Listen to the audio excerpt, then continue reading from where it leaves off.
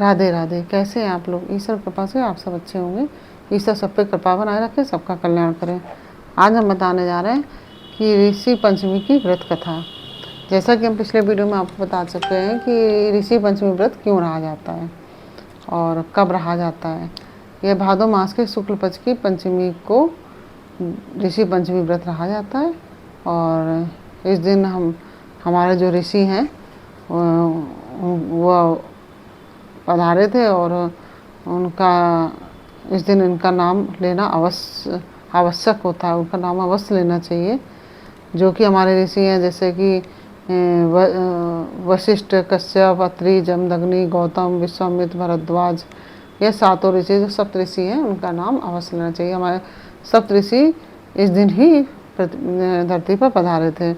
और यह व्रत जो महिलाओं से पीरियड के समय, मासिक धर्म के समय जो गलतियां हो जाती हैं उसके प्रायश्चित के लिए यह रहा जाता है। जैसे कि मान लीजिए कोई महात्मा वगैरह आए या कहीं गए हैं, महात्मा वगैरह गलती से छू गए, स्पर्श हो गया उनका, और गुरु वगैरह हैं उनको नहीं स्पर्श करना चाहिए। ऐसे समय पे उनसे दूर रहना चाहिए। तो मान लीजिए धोखे से मान लीजिए चरण स्पर्श कर लिया या कुछ है, इस तरह से मान लीजिए गलती हो जाती है।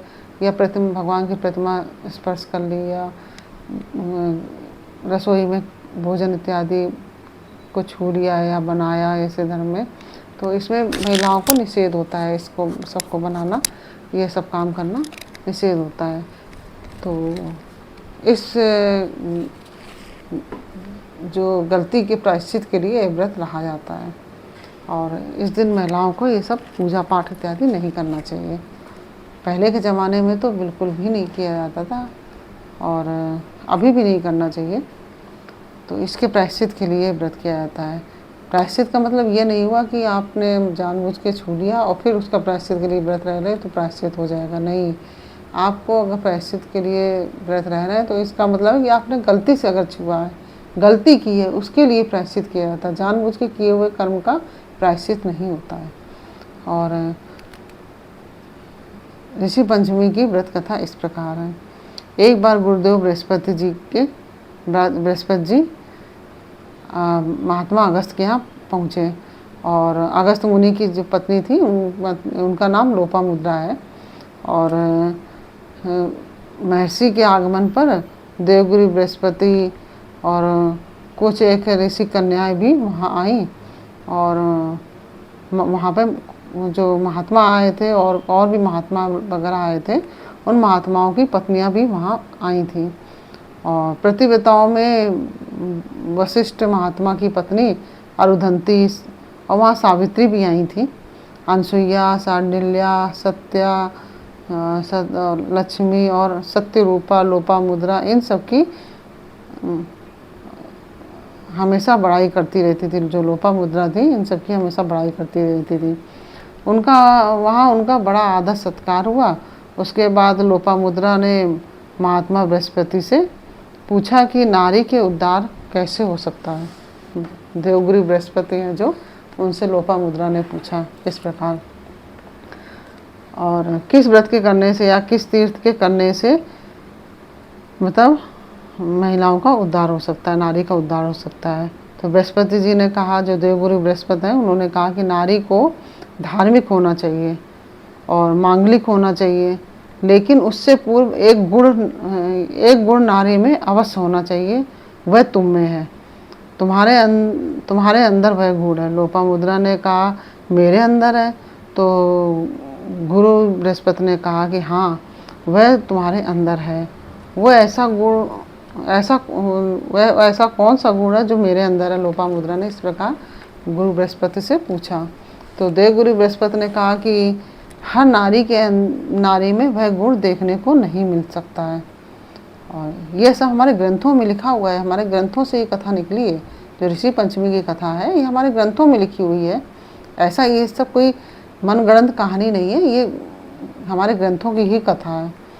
तो उन्होंने कहा कि तुम्हारे अंदर जो गुण है वह ऐसा है कि व्यक्ति की छाया उसको छोड़ सकती है, और लेकिन तुम महर्षि अगस्त को नहीं छोड़ सकती। यह गुण महिलाओं में अवश्य होना चाहिए। यहाँ कुछ अद्भुत बातें गुरु बृहस्पति जी बोले। हे लोपामुद्रा, इस प्रकार गुरु बृहस्पति जो है, देवगुरु बृहस्पति इस प्रकार बोले, हे लोपामुद्रा, नारी के लिए सबसे बड़ी देव पूजा जो है वह है पति की बातों का उल्लंघन ना करें, अपने पति की आज्ञा का पालन करें और घर में बड़ों की इज्जत करें। यह सबसे बड़ी पूजा है। नारी को चाहिए कि पति रोगी है, दीन है, वृद्ध है, कमज़ोर है, मतलब किसी तरह से भी परेशान है, मान लीजिए, इन परिस्थितियों में भी नारी को पति की बहुत ज़रूरत होती है। नारी की मतलब पत्नी की बहुत ज़्यादा ज़रूरत होती है। जब इस तरह से पति परेशान होता है, मतलब जैसे कि मान लीजिए पति वृद्ध है, रोगी है, कमज़ोर है, परेशान है, आर्थिक स्थिति से परेशान है, तो उसमें पति को पत्नी की बहुत ज़्यादा ज़रूरत होती है। उसका त्याग ना करें, नारी को पति के साथ उसकी छाया बनकर रहें। जैसे शरीर की छाया होती है, ऐसी जो हमेशा साथ में ही चलती है, ऐसे नारी को हमेशा रहना चाहिए, कंधे से कंधा मिलाकर रहें। यदि कोई परेशानी हो तो उसका साथ ना छोड़ें। जैसे देह के साथ छाया रहती है, पत्नी को भी पति के साथ ऐसे ही खड़ा रहना चाहिए। जिस घर में पतिव्रत नारी है वही घर है, बाकी सब ऐसे ही हैं। बृहस्पति, जो देवगुरु बृहस्पति है, वो कहते हैं व्यक्ति जब गंगा में डुबकी लगाता है तो गंगा उसके पापों का नाश कर देती है। उसी प्रकार पतिव्रता नारी की दृष्टि यदि पापी के ऊपर भी पड़ गई, अगर कोई पतिव्रता नारी है, उसकी दृष्टि अगर पापी के ऊपर भी पड़ गई तो उसके सारे पाप नष्ट हो जाते हैं। इतना प्रताप होता है एक पतिव्रता नारी में। गुरुदेव बृहस्पति कहते हैं कि हे लोपामुद्रा, तुम वैसी ही हो जो इन्होंने वर्णन किया है, इसी तरह की ही लोपामुद्रा थी। घर वही धन है जिसे घर में पतिव्रता नारी हो, जिस घर में पतिव्रता नारी हो वही घर धन है। ऐसी नारी जिसने पराया पुरुष से संबंध न रखा हो, जो अपवित्र नहीं है, जो शुद्धि का विशेष ध्यान रखती है। देवगुरु कहते हैं कि ऐसे घरों में तीर्थ स्वयं चलकर वहाँ आते हैं।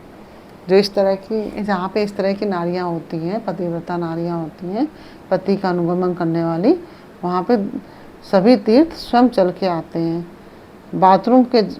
जैसे आप बाथरूम जाते हैं, बिना पैर धोए मत रहें। झूठे बर्तन रात्रि में रसोई में ना रखें। बृहस्पति गुरु कहते हैं कि जिसने पवित्र पुत्री को जन्म दिया है, जैसे पवित्र पुत्री को जन्म दिया है, वह धन है। धन है बृहस्पति जिसकी पत्नी पतिव्रता हो। देवगुरु बृहस्पति कहते हैं वह माता पिता धन है जिन्होंने पवित्र पुत्री को जन्म दिया है, और वह पति धन है जिसकी पत्नी पतिव्रता हो। संतान भी अपने आप में धन है, जिसके माँ बाप इस तरह से माँ पतिव्रता हो, वह संतान भी अपने आप में धन है। जिनके माता पिता संयमी हो। कहते कहते वह रो पड़े, जो गुरु बृहस्पति थे वो रो पड़े, उनकी आंखें भर आईं। तो फिर बोले, हे देवी लोपामुद्रा, तुम्हारा दर्शन करके हमें साक्षात गंगा का दर्शन हो गया है। इस प्रकार गुरु बृहस्पति लोपामुद्रा से बोले कि तुम्हारे दर्शन से हमें साक्षात गंगा का दर्शन हो गया है। तुम वही देवी हो जिसने हमेशा अपने पति के चरणों का दर्शन किया है। अब लोपामुद्रा ने कहा कि गुरुदेव, आपने जो कहा वह अच्छा है, लेकिन कुछ बातें जो है नारी के बस में नहीं है। जैसे कुछ चीज़ें हैं, कुछ बातें हैं जो नारी के बस में नहीं है, कितना भी वो करना चाहे नहीं है। क्या उस अपराध का कोई प्रायश्चित है क्या? इस प्रकार लोपामुद्रा ने गुरु बृहस्पति से प्रश्न किया। तो आपको हमारा वंदन है, प्रणाम है। कुछ 5-6 दिन की बात है, इसका कोई प्रायश्चित है? मतलब लोपामुद्रा ने इस प्रकार पूछा कि जो 5-6 दिन, मतलब जो मासिक धर्म है, जो पीरियड का टाइम होता है, तो उसके बारे में कोई प्रायश्चित है, मतलब उस लोपामुद्रा ने गुरु बृहस्पति से पूछा। तो 7वें दिन जब नारी स्नान करती है तो वह सबसे पहले उन्होंने जो देवगुरु बृहस्पति उन्होंने इस प्रकार कहा, 7वें दिन जब नारी स्नान करती है तो वह सबसे पहले अपने पति का मुख देखे। जब मासिक धर्म से जब 7वां दिन होता है तो नारी स्नान करे तो सबसे पहले पति का मुख देखे, और यदि पति घर पे नहीं है तो देव का दर्शन करें, जो भगवान हो उनका दर्शन करें। इन दिनों वह हल्दी, कुमकुम, सिंदूर, काजल और तांबुल और मांगलिक चिन्ह का इस्तेमाल ना करें, और बाकी दिन करें, मतलब इन 5-7 दिन मना होता है करना। और संत महापुरुष पर यदि छाया पड़ जाए, भगवान पर या किसी को छू ले तो अपने वश में नहीं है, अपने वश में तो है नहीं, क्या इसका कोई प्रायश्चित है? देवी हर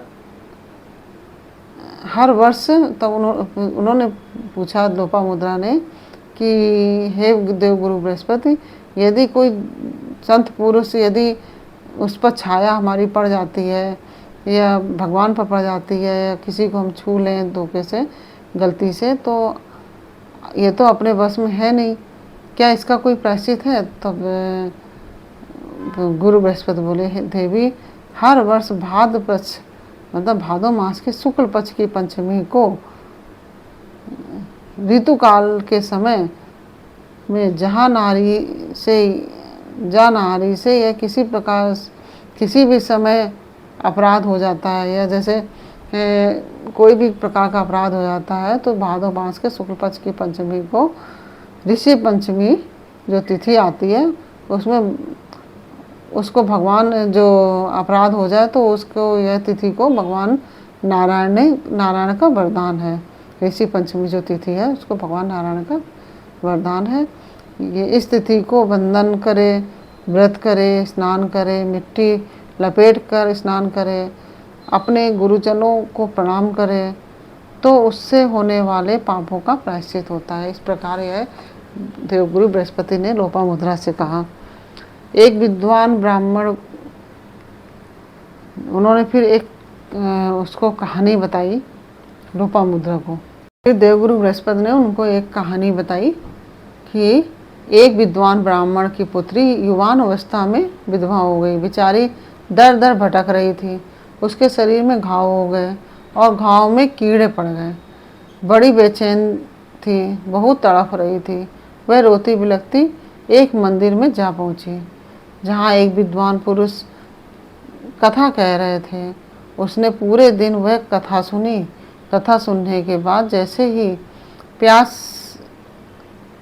ही व्यासपीठ से वह महापुरुष नीचे उतर कर आए तो उसने उनसे कहा कि गुरुदेव, मैं बहुत परेशान हूँ, पीड़ित हूँ, विधवा हूँ, मैं दर दर ठोकरें खा रही हूँ, मेरे शरीर में घाव हैं और उसमें कीड़े पड़ गए हैं। जानकर मैंने कोई भी पाप नहीं किया है, या अपनी जान में हमने कोई पाप नहीं किया है। मैं गंगा का नित्य आचमन करती हूँ, गंगा जल का नित्य आचमन करती हूँ, पूजा करती हूँ। मुझे बहुत ज़्यादा तकलीफ़ है, पता नहीं मैं कौन सा कष्ट भोग रही हूँ, इतना कष्ट मुझे क्यों मिल रहा है। तब उस ब्राह्मण ने कहा, हे देवी, बिना अपराध के तो पाँव में कांटा भी नहीं लगता है। तो उसने कहा कि गुरुदेव, मेरा अपराध क्या है?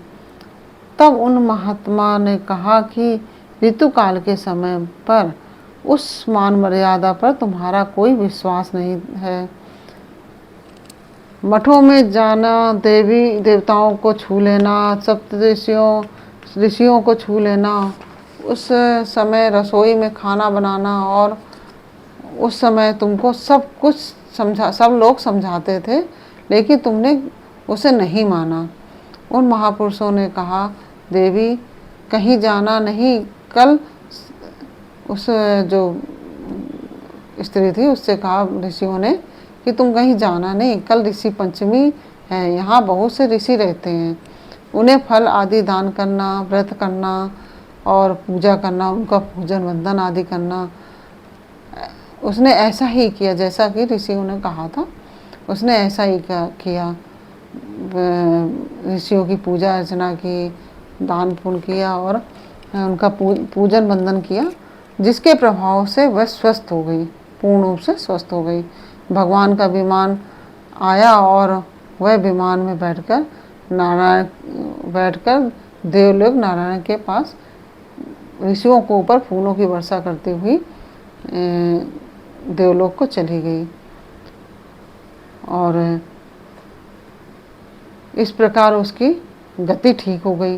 तो इसीलिए कहते हैं कि मासिक धर्म में किसी भी चीज़ को नहीं छूना चाहिए, ना ग्रंथों को छूना चाहिए, ना ही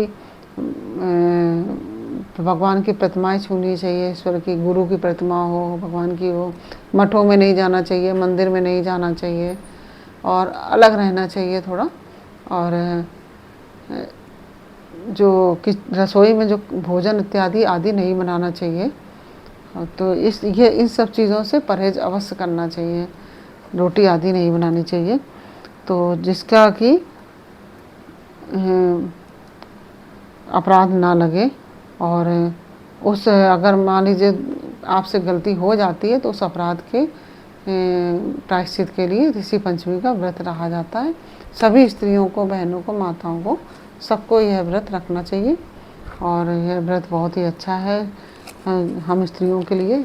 हम जितनी भी माताएं, बहनें, जो भी हैं स्त्रियां, बेटियां हैं, सबको यह व्रत करना चाहिए, क्योंकि अनजाने में किए हुए अपराध जो हैं उनकी क्षमा, प्रायश्चित हो सके।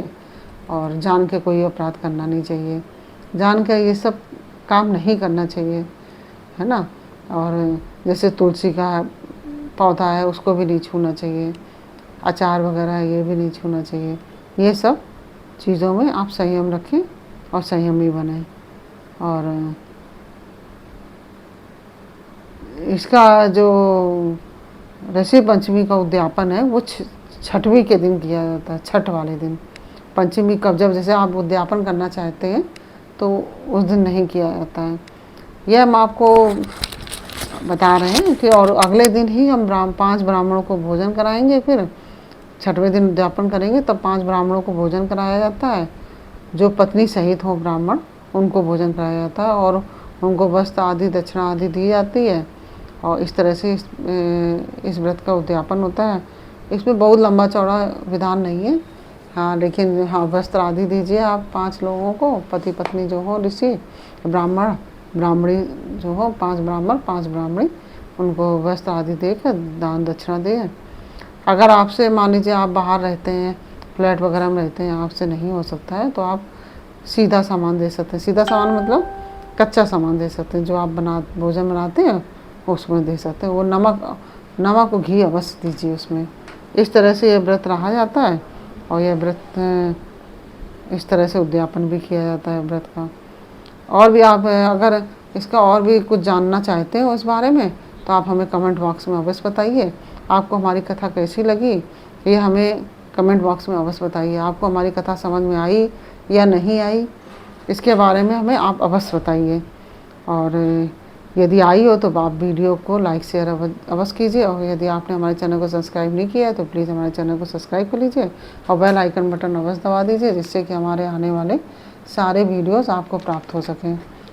और फिर मिलते हैं आपसे एक अगले वीडियो में एक नई कहानी और एक नई जानकारी के साथ।